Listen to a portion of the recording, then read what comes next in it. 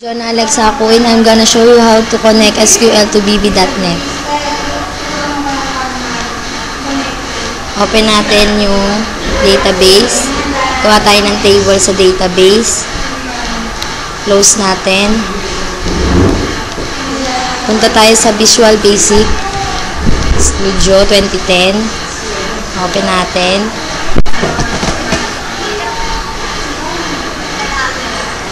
Create ng new project.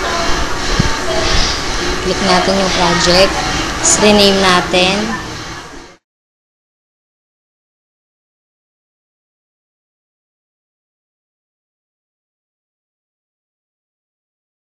Ayusin natin yung form. Tapos, punta tayo sa tools. Hanapin natin yung data grid view. Ayusin natin. Tapos button.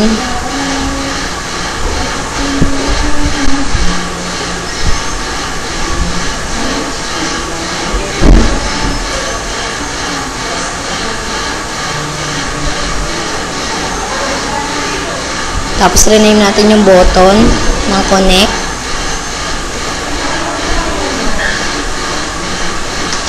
Tapos codes. Imports. System .data .sql client, tapos dimcon as SQL client .sql connection, open close, sa loob ng quotation server equals /SQL express semicolon,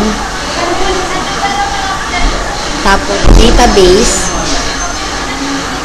equals, puntahan natin kung saan nakalagay yung database, i-copy natin,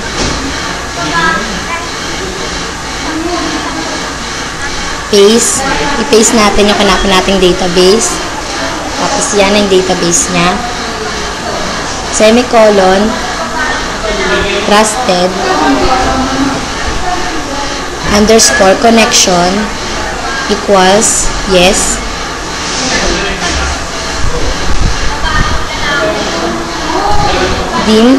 Dim cmd as new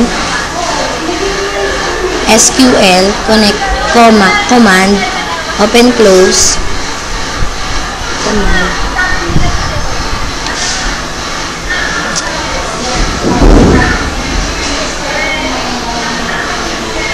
cmd equals new SQL command, open close, quotation, select asterisk, ibig sabihin na asterisk lahat, all from table 1, table student, login,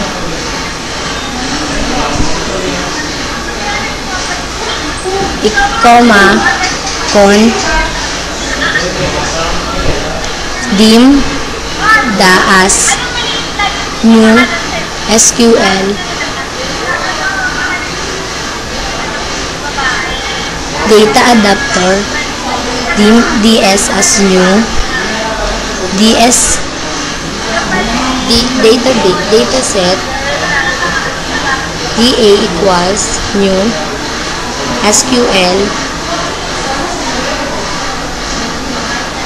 SQL data adapter, open close, cmd, ds equals new SQL data adapter, new dataset, da.fill, open close, ds, comma, quotation, tas i-paste ulit yung database, tapos cont.open close, open close, data grid view,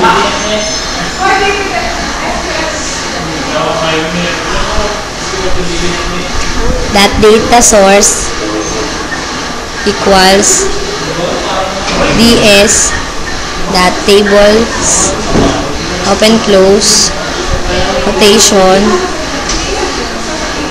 yung database ulit case, then that default view cont dot close open close, then run natin.